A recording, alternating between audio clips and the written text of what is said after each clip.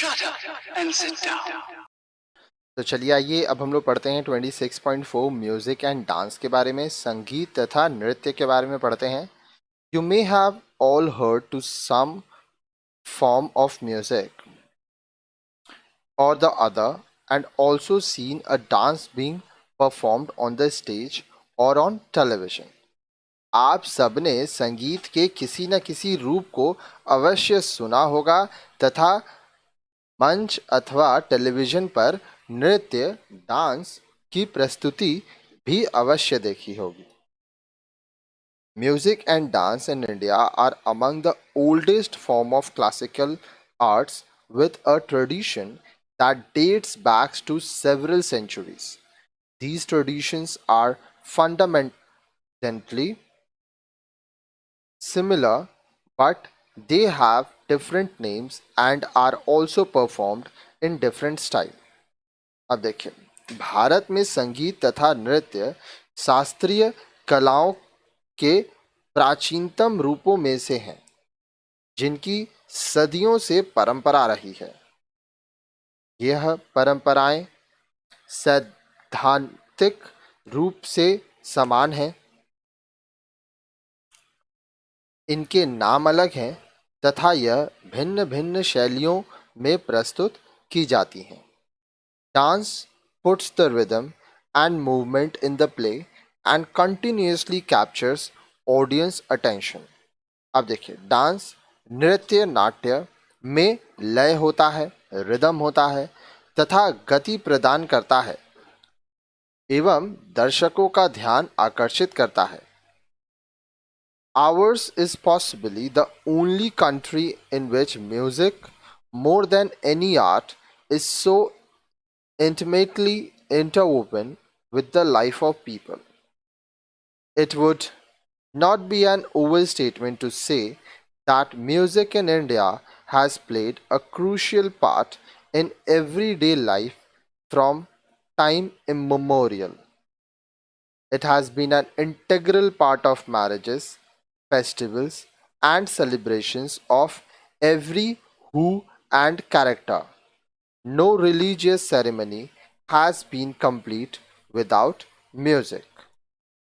हम संभवतः दुनिया के एकमात्र देश हैं जहां संगीत कला के किसी भी अन्य रूप से बढ़कर लोगों के जीवन से संबंध है। यह कहना अतिशयोक्ति नहीं होगी, बहुत ज़्यादा नहीं होगा, ओवर स्टेटमेंट नहीं होगा कि भारत में संगीत ने प्राचीन काल से ही हमारे हर रोज के जीवन में, दैनिक जीवन में निर्णायक भूमिका अदा की है।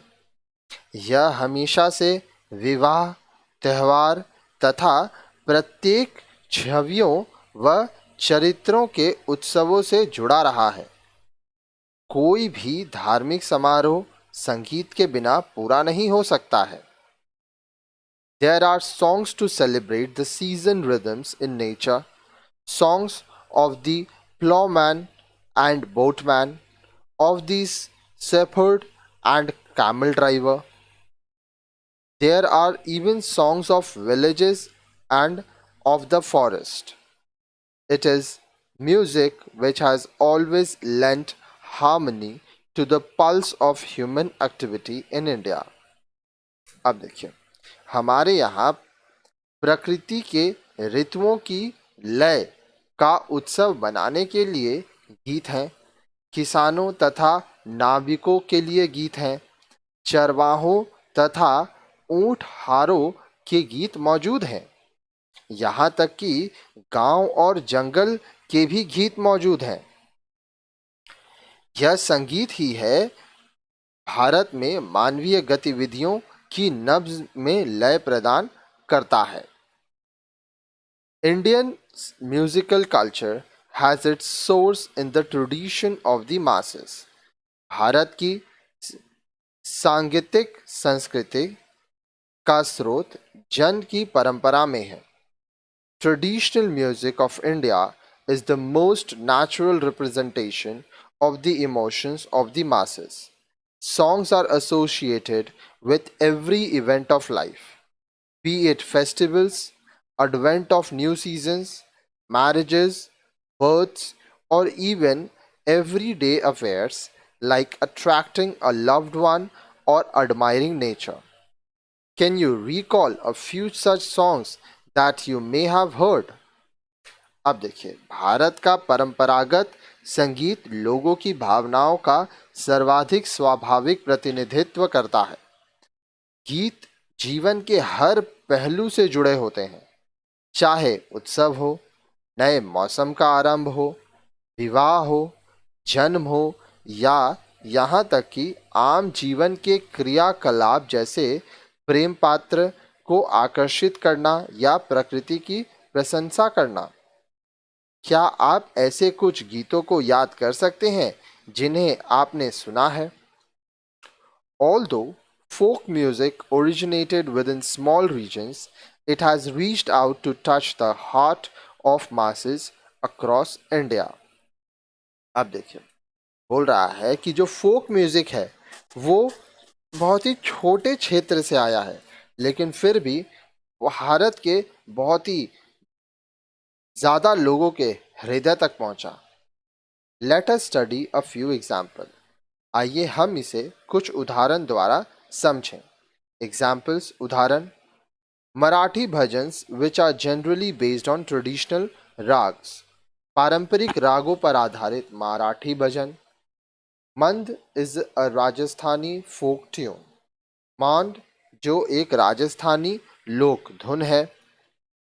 The ghazal is a form of Urdu poetry that is sung, eloquent shayari poetry, gentle mausiqi music, and fragile jazbat emotions combine to create the ghazal. The music for the ghazal is slow paced and lyrics are often repeated twice or thrice. The first couplet of a ghazal is area, matla, and the finishing couplet is called makta. The remaining couplets are called misra and antara. अब देखिए, गजल जिस उर्दू काव्य रूप है जो गाया जाता है। वाक, पटु, शायरी, कविता, मध्यमी मौशिकी, संगीत तथा मधुर जज्बात भावनाएं मिलकर गजल बनाती हैं। गजल में संगीत मध्यम होता है तथा गानों के बोल 2 या 3 बार दोहराए जाते हैं। गजल की पहली 2 पंक्तियों में को मिसरा तथा अंतरा कहते हैं। फिर आता है qawwali. Qawwali is a high-pitched and fast-paced style of singing that was developed in the 13th century. During that period, Sufism was becoming popular in India, and Qawwali emerged from the mystical sayings of Sufi saints. The followers of Khwaja Moinuddin Chishti Garib Nawaz, the famous Sufi saint of Ajmer, Rajasthan, adopted and improvised Hindustani classical music into what is called Qawwali. Despite originally having developed from mystical music, it later also began to include romantic themes. Now, this is how Qawwali looks like. Qawwali उच्च आलाप तथा तेज गति गाने की शैली है जो 13वीं सदी में विकसित हुई है।